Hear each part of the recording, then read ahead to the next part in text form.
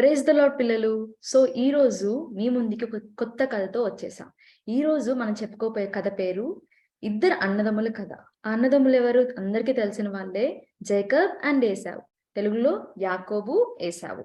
So వాళ్ళిద్దరు ఎవరు అనుకుంటున్నారా? అందరికీ తెలుసు కదా. అబ్రహాము కొడుకు పేరు ఇస్సాకు, ఇస్సాకు కొడుకుల పేర్లు యాకోబు, ఏసావు. ఇద్దరు అన్నదమ్ములు. సో వాళ్ళిద్దరి గురించి ఈ రోజు మనం చెప్పుకుందాం. ఫస్ట్ వాళ్ళిద్దరు అమ్మ పేరు కూడా తెలుసుకోవాలి కదా మనము. ఇస్సాకు భార్య పేరు రిబ్కా. రిబ్కాకి ఇద్దరు కొడుకులు అనమాట. రిబ్కాకి ఇస్సాకుకి ఇద్దరు కొడుకులు, ఏసావు, యాకోబు. ఏసావు పెద్దవాడు, యాకోబు చిన్నవాడు అనమాట. అయితే రిబ్కా కడుపులో ఉన్నప్పుడే దేవుడు చెప్పాడు రిబ్కాకి, వీళ్ళిద్దరూ ఒకరితో ఒకరు పెనుగులాడుకుంటారు, ఇద్దరు కొట్టుకుంటారు అనే విధంలో దేవుడు చెప్తాడనమాట. అంటే సో అప్పుడే రిబ్కాకి తెలుసు వాళ్ళిద్దరూ ఎలా ఉండబోతున్నారు, ఎలా ఉంటుంది వాళ్ళ లైఫ్ అనేది ఒక ఐడియా రిబ్కాకి ఉంటుందన్నమాట. వాళ్ళ అమ్మకి తెలిసి ఉంటది వాళ్ళ లైఫ్ ఎలా ఉంటుందో.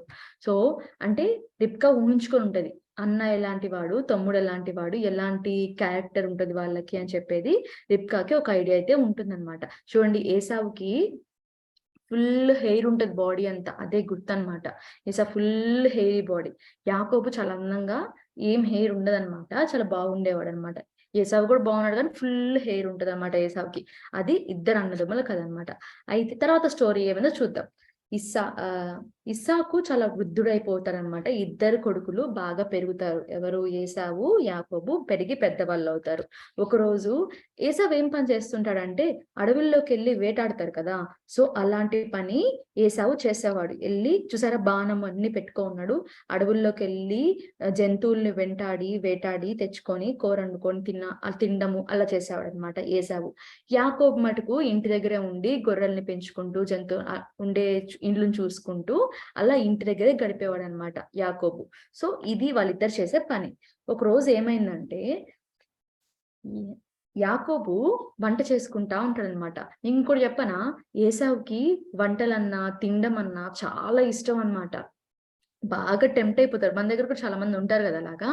సో అలాగా ఏసావు తిండి చూసినా, తినడం అనిపించినా చాలా ఇష్టం అనమాట. అయితే ఒక రోజు యాకోబు ఒక వంట చేసుకొని తినాలి అనుకుంటే, ఇలాగా చూడండి అక్కడంతా సెటప్ ఉంది కదా, అలాగా వంట చేసుకోవడానికి చేసుకుంటూ ఉంటాడనమాట. అది మనకు బైబిల్లో కూడా ఉంటది, కలగూర వంటకం అని ఉంటది అనమాట. సో అలాంటి ఒక వంటకాన్ని చేసుకుంటా ఉంటే ఏసావు చూడంగానే టెంప్ట్ అయిపోతాడు. అబ్బా, నోరు ఊరిపోతుంది అనమాట ఏసావుకి. నేను తినాలి అనుకుంటాడు అనమాట. అందుకని వచ్చి యాకోబుని అడుగుతాడు, యాకోబు నాకు కొంచెం కూర పెడతావా, నేను తింటాను అని అంటాడు అనమాట ఏసావు. అప్పుడు యాకోబు తెలివిగా ఆలోచిస్తాడు. ఆలోచించి, ఓకే నేను నీకు పెడతాను, కానీ నాకు రిటర్న్ లో ఏదో ఒకటి కావాలి అని అడుగుతాడు ఏసావుని. అప్పుడు ఏసావు, సరే నీకు ఇంకేం కావాలి చెప్పు, నాకు కూర పెడతావు కదా, నేను చెప్పు, నేను ఏమైనా ఇస్తాను నీకు అంటాడు అనమాట. అప్పుడు యాకోబు ఏమంటాడంటే, నాకు నీ జ్యేష్ఠత్వం కావాలి అంటాడనమాట. అంటే అర్థం కానాలు ఉన్నోళ్ళకి చెప్తున్నాను. జ్యేష్ఠత్వం అంటే అప్పుడు కాలంలో అన్న తమ్ముడు అంటే అన్న గ్రేట్ అనమాట. పెద్ద కొడుకు, పెద్ద అనేది ఒకటి ఉంటది. అదొక పదవి లాగా ఉండేదన్నమాట. అదొక రోల్ అనమాట. చాలా important character of the family అనమాట జ్యేష్ఠత్వం. మొదటి బిడ్డ అనమాట. సో అలాంటి ఒక పవర్ ని ఏసావు యాకోబుకి ఇచ్చేయమని అడుగుతారనమాట. యాకోబు ఏసావుని, నాకు అది ఇచ్చేసాయి, ఆ జ్యేష్ఠత్వాన్ని, ఆ పవర్ ని నాకు ఇచ్చేసాయి నువ్వు అని చెప్పి ఏసావుని అడుగుతారనమాట. ఏసావు అది ఎంత పెద్ద పవర్, ఎంత పెద్ద రోల్ అని ఆలోచించకుండా ఆ కూర కోసం అని, ఆ తినడం కోసం అని చెప్పి ఏసావు యాకోబుకి తన జ్యేష్ఠత్వాన్ని ఇచ్చివేస్తాడు ఆ కూర కోసం. అది గుర్తుపెట్టుకోండి. చూసారా, ఏసావు క్యారెక్టర్ తెలుస్తుంది దీని వల్ల మనకి. ఈ సీన్ వల్ల యాకోబు ఎలాంటి వాడు, ఎంత తెలివిగా ఆలోచించి చేశాడు, ఏసావు ఎలాంటి వాడు, మనకి వాళ్ళ క్యారెక్టర్స్ గురించి అర్థమవుతుంది. సో నెక్స్ట్ ఒకరోజు ఏమైతుందంటే, ఇలాగే ఏసావు చెప్పాను కదా, అడవుల్లోకి వెళ్తాడు జంతువుల్ని పట్టుకొని వేటాడడానికి వెళ్తుంటే, అప్పుడు ఇస్సాకు చెప్ప కదా వృద్ధుడైపోయి ఉంటాడు అనమాట. ఏసావుని పిలిచి, నువ్వు వెళ్తున్నావు కదా వేటాడడానికి, నాకు కొంచెం మంచి జంతువుని తీసుకొని వచ్చి నాకు కూర వండి తీసుకురా, నేను అది ఇష్టంగా తిని నీకు ఆశీర్వాదాలు ఇస్తాను అని చెప్పి ఇస్సాకు చెప్తాడనమాట. సో వాళ్ళ నాన్న మాటకి ఏసావు ఫుల్ హ్యాపీ అయిపోయి ఫాస్ట్ గా హ్యాపీగా వెళ్ళిపోతాడు. కానీ ఈ రెండు మాటలు వెనకాల రిబ్కా వింటుందన్నమాట. విని ఓకే, ఇప్పుడు ఏశావుకి ఆశీర్వాదాలు ఇయ్యడానికి ఇస్సాకు పంపించాడు జంతువుని వేటాడడానికి. కానీ ఇస్సాకు బహు వృద్ధుడై ఉండడం వలన, పెద్దవాడే ముసలివాడు అయిపోవడం వలన కళ్ళు సరిగా కనిపించవన్నమాట ఇస్సాక్‌కి. సో రిబ్కా ఏం ప్లాన్ చేస్తదంటే ఫాస్ట్ గా ఎక్కడికెళ్తదంటే యాకోబు దగ్గరికెళ్తది. వెళ్ళి, యాకోబు మీ నాన్న ఇలాగా ఏశావుకి చెప్పాడు, ఇలా కూర వండి తీసుకొనొస్తే నీకు ఆశీర్వాదాలు ఇస్తాను అని చెప్పాడు అని యాకోబ్‌కి రిబ్కా చెప్తుందన్నమాట. చూసారా? అలా చెప్పిన తర్వాత ఒక ప్లాన్ ఏస్తారు ఇద్దరు కలిసి. ఏమేస్తారంటే రిబ్కా అలా వాళ్ళ ఇస్సాకుకి ఏదైతే ఇష్టమైన వంటకమో ఆ జంతువుని తీసుకొనొచ్చి ఒక కూర వండి యాకోబు చేతికి ఇస్తుంది. యాకోబు నువ్వు తీసుకొనెళ్ళి మీ నాన్నకివ్వు. మీ నాన్న నీకు ఆశీర్వదిస్తాడు అని చెప్పి ప్లాన్ చేసి యాకోబుకి ఆ వంటకాన్ని చేసి యాకోబుకి తెచ్చి ఇస్తుందన్నమాట. యాకోబు రిబ్కా చెప్పినట్టే కానీ ఒక ప్లాన్ చేశారు. ప్లాన్ ఏం చూసారా? మనకి ఏసావుకి చెప్పా కదా ఫుల్ హెయిరీ బాడీ ఉంటది ఏసావుకని. సో చూడండి, చేతులకి గ్లౌజెస్ లాగా వేసుకొని జంతువు తోలనమాట స్మూత్ గా హెయిర్ లాగా తగలడానికి భుజాల మీద, చేతుల మీద ఎక్కడైతే టచ్ చేయగలడో ఇస్సాకు క్లాత్స్ లేని దగ్గర అక్కడంతా అవి వేసుకొని వెళ్తాడనమాట ఇస్సాకు దగ్గరికి. సో ఇస్సాకు దగ్గరికి వెళ్ళినప్పుడు ఇలా నాన్న ఇలా తెచ్చాను నీ కోసం అని చెప్పి వాళ్ళ అన్నలాగా ఇస్తాడనమాట. అంటే ఏసావు ఇచ్చినట్టు ఇస్తాడనమాట. అప్పటికి మొత్తం తడిమి చూస్తాడు ఇస్సాకు వాళ్ళ చేతుల్ని, కాళ్ళని అంతా తడిమి చూస్తే అది ఏసావులాగే కనిపిస్తాడు. కానీ విన్నప్పుడు మటుకు యాకోబు వినిపిస్తాడు. అప్పుడు అంటాడు ఇస్సాకు, నాకు స్వరము యాకోబు లాగుంది, తడిమి చూస్తే ఏసావు లాగున్నారు అని అనుకుంటాడనమాట. అనుకున్న తర్వాత కూడా ఇస్సాకి ఆ కూర వండి ఇవ్వగానే కాళ్ళ మీద పడి ఫుల్ గా ఆశీర్వాదాలు అనేవి యాకోబ్కి ఇచ్చేస్తాడు. ఏం ఆశీర్వాదాలు ఇస్తాడు? నువ్వు రాజు అవుతావు, నీ మాట అందరు వింటారు, నిన్ను ఫుల్ గా బ్లెస్ చేస్తాడు అని చెప్పి దేవుడు నిన్ను ఫుల్ గా బ్లెస్సింగ్స్ ఇస్తాడు, నువ్వు ఎక్కడికి వెళ్ళినా హ్యాపీగా ఉంటావని చాలా బ్లెస్సింగ్స్ అనేవి ఇస్సాకు యాకోబ్కి ఇస్తాడనమాట ఆ కూర వండి తెచ్చిన తర్వాత. సో ఇస్సాకు ఫుల్ హ్యాపీ అయిపోయి వాళ్ళ నాన్న కూర ఇచ్చేసి వెళ్ళిపోతారు ఆ బ్లెస్సింగ్స్ తీసుకొని.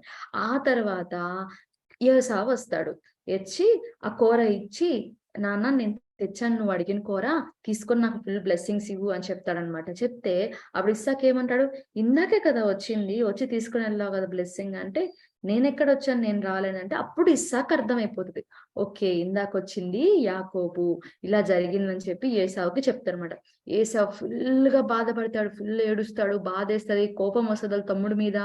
అంత బాధ కోపం వచ్చి అప్పుడు వాళ్ళ నాన్న దగ్గరికి వెళ్ళి, నాకు ఒక్క ఆశీర్వాదం అన్నా ఇవ్వు, నాకు ఒక్కటన్నా ఉంటుంది కదా ఆశీర్వాదం నాకు ఇవ్వంటే ఇస్సాకు అంటాడు, నేను అన్ని ఆశీర్వాదాలు యాకోబుకి ఇచ్చేసాను, నీకు ఇవ్వడానికి ఏ ఆశీర్వాదం లేదు అని ఏసావుతో అంటే ఏసావు అంటాడు, లేదు నాన్న నాకు ఆశీర్వాదం ఇవ్వు, ఒక్క ఆశీర్వాదం అన్నా ఇవ్వు అని చెప్తే అప్పుడు ఇస్సాకు ఆశీర్వదిస్తాడు. నువ్వు నీ తమ్ముడికి దాసుడు అవుతావు, నీ తమ్ముడి కింద ఉంటావు, నువ్వు నీ జనాంగం విస్తరించరు అని చెప్పి అలాంటి ఆశీర్వాదాలు అనేవి ఇస్సాకు ఏసావుకి ఇస్తాడనమాట. సో ఇప్పుడు నెక్స్ట్ పార్ట్కి వెళ్తే మనము నెక్స్ట్ ఏం జరిగిందంటే ఇలాగా ఏసావు యాకోబు మీద కోపంతో ఉండడం రిబ్కా గమనిస్తుందన్నమాట. గమనించి ఏం చేస్తుందంటే యాకోబుని వాళ్ళ తమ్ముడి ఇంటికి, లాబాను ఇంటికి వెళ్ళిపోమంటది అనమాట. యాకోబుని. యాకోబు నిజంగా భయపడతాడు. వాళ్ళ అన్న ఏమైనా చంపేస్తాడేమో కోపంలో, నేను ఇలా అన్న వేషం వేసుకొని వెళ్ళాను కదా నాన్న దగ్గర, తన ఆశీర్వాదాలను నేను తీసేసుకున్నాను కదా, సో కోపంలో అన్న ఏదైనా చేస్తాడేమో అని భయపడిపోయి వాళ్ళ అమ్మ చెప్పినట్టే వాళ్ళ ఊరు నుంచి వాళ్ళ మామ పేరు లాబాన్ అనమాట. సో లాబాన్ ఊరికి వెళ్ళిపోతాడు యాకోబు. సో వెళ్ళిపోయే దారిలో అతడు ఒక దగ్గర అలసిపోయి పడుకుంటాడనమాట.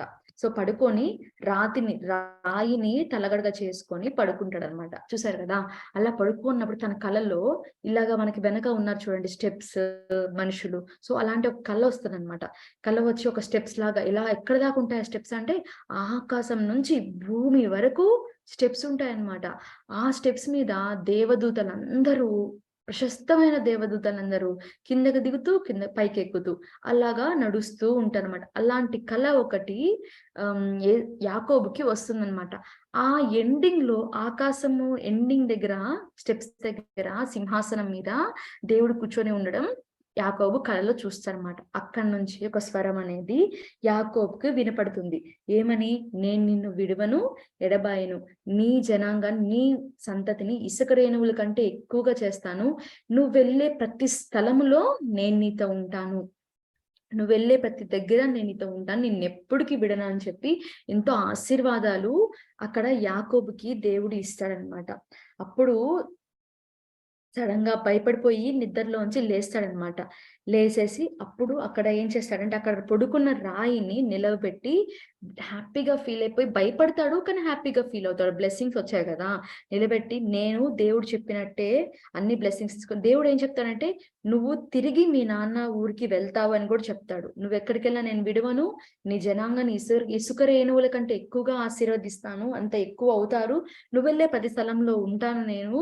అండ్ నువ్వు తిరిగి మీ నాన్న దగ్గరికి, మీ నాన్న ఊరికి వెళ్తావు అని చెప్తాడనమాట. అయితే లేసిన తర్వాత భయపడి సంతోషంతో ఆ పడుకున్న రాయిని నిలవబెట్టి, నేను నిజంగా దేవుడు చెప్పినట్టు దేవుడిచ్చిన వాగ్దానాలన్నీ పూర్తయి నేను మా నాన్న దగ్గరికి వెళితే ఈ నేను పడుకున్న ఈ ప్లేసు ఒక ఆలయంగా ఉంటుంది. దేవుడికి ఒక మహిమకరంగా ఉంటుందని చెప్పి దానికి బేతేలు అని పేరు పెడతాడనమాట. అక్కడ ఆ రాయి ఉన్న స్థలానికి. సో ఆ రాయి ఉన్న స్థలానికి బేతేల్ అని పేరు పెట్టి అక్కడి నుంచి వెళ్ళిపోతాడనమాట. వెళ్ళిపోయి అక్కడికెళ్ళి లాబాన్ వాళ్ళ మామ దగ్గరికి వెళ్తాడనమాట. సో లాబాన్ దగ్గరికి వెళ్ళిన తర్వాత లాబాన్ దగ్గర పనికి వెళ్తాడనమాట. అంటే లాబాన్ చెప్తాడు, ఓకే మీ అమ్మ నా దగ్గర పంపించింది కదా, మంచిది, నువ్వు నా దగ్గర వచ్చెయ్యి అని చెప్పి యాకోబుకి చెప్తాడనమాట. సో యాకోబు లాబాన్కి 2 కుమార్తెలు ఉండేవాళ్ళనమాట. లాబాన్‌కి 2 కుమార్తెలు ఉంటే చాలా ఇష్టపడతాడనమాట యాకోబు పెద్ద కుమార్తెని. లాబాను యొక్క పెద్ద కుమార్తెని యాకోబు చాలా ఇష్టపడతాడనమాట. అయితే, అయితే లాబానుకి 2 కుమార్తెలు ఉన్నారు కదా! చిన్న కుమార్తెని యాకోబు ఇష్టపడతాడనమాట. అప్పుడు లాబాను ఒక రూల్ పెడతాడు. నువ్వు నా దగ్గర వచ్చెయ్యి.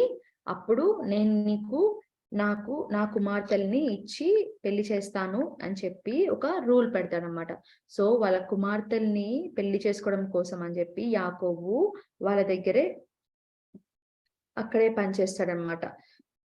అక్కడ వాళ్ళ యాకోబు ఇష్టపడిన ఆమె పేరు రేచల్ అనమాట. లేయా, రాహేల్. సో రాహేలు, రేయా. సో ఇద్దరిని వివాహం చేసుకొని అక్కడ 14 సంవత్సరాలు లాబాను దగ్గర యాకోబు సేవ చేసి అక్కడి నుంచి తిరిగి 14 సంవత్సరాల తర్వాత వాళ్ళ ఊరికి వెళ్ళడానికి సిద్ధపడతాడు. దేవుడు అక్కడ కూడా యాకోబుని నడిపిస్తాడు. అక్కడ ఉన్నప్పుడు ఎన్నో ఆస్తులు, గొర్రెలు, ఎంతో సంపద లాబాను యాకోబుకి ఇస్తాడు. వాళ్ళ ఇద్దరు కూతుర్లని, వాళ్ళ యొక్క దాసదాసీల్ని, యాకోబు సంపాదించుకున్న ఆస్తిని, గొర్రె పిల్లల్ని అన్నిటినీ తిరిగి యాకోబుతో పంపిస్తాడు లాబాను. అలా పంపించి చూసారా ఎంతగా విస్తరిస్తాడో యాకోబు.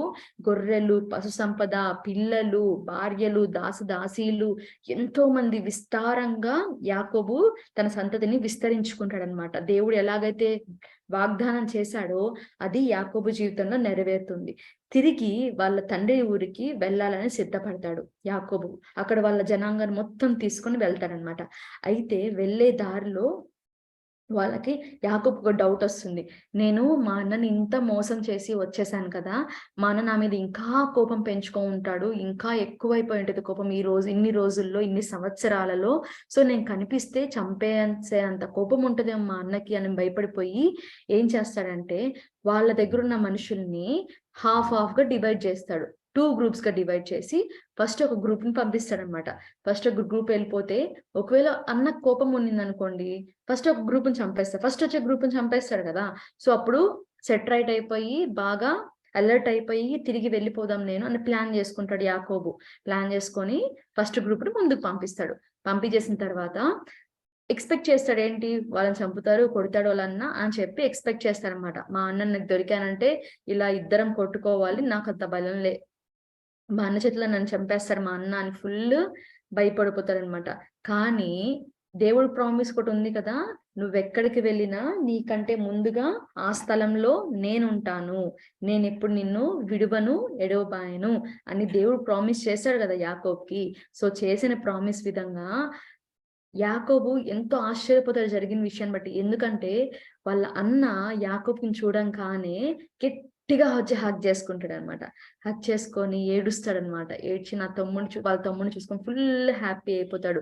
అడుగుతాడు వీళ్ళందరూ ఎవరు అంటే, వీళ్ళందరూ నా భార్య, బిడ్డలు, వీళ్ళందరూ నా జనాంగం అని చెప్పి చెప్తాడనమాట. ఏశావు కూడా ఎక్కడా కోపం చూపియకుండా ఫుల్ హ్యాపీగా వాళ్ళ తమ్ముడిని రిసీవ్ చేసుకుంటాడు. సో అందరూ కలిసి ఎంతో హ్యాపీగా ఇసాకు దగ్గరికి వాళ్ళ సొంత ఊరికి వెళ్తాడనమాట. చూసారా? ఎంత టెన్షన్ పడ్డాడు యాకోబు, ఎంత భయపడ్డాడు వాళ్ళ అన్న చేస్తాడని చెప్పి. కానీ ఎక్కడ అసల ఆ కోపం అనేది లేకుండా, ఏమీ శత్రుత్వం లేకుండా వాళ్ళిద్దరు ఎంతో సంతోషంగా జీవితాన్ని గడిపారనమాట. దేవుడు చేసిన ప్రామిస్ అది ఎన్ని ఇయర్స్ అయినా సరే అది మనతోనే ఉంటుంది. దేవుడు మనకి ఎన్నో ప్రామిస్‌లు మన కోసం చేశాడు కదా బైబిల్‌లో. సో ప్రతి ఒక్క ప్రామిస్ దేవుడు ఎప్పటికీ నిలబెట్టుకుంటాడు. దేవుడు ఎప్పుడు మనను విడవడు, ఎడబాయడు. మనం వెళ్ళే ప్రతి స్థలంలో మనకి తోడుగా ఉండి మన ముందుగా నడిచే దేవుడు ఆయన. సో మనందరి జీవితాల్లో దేవుడు అలాగే తోడుగా, నీడగా ఉండాలని ఆశిస్తూ praise the Lord. Thank you.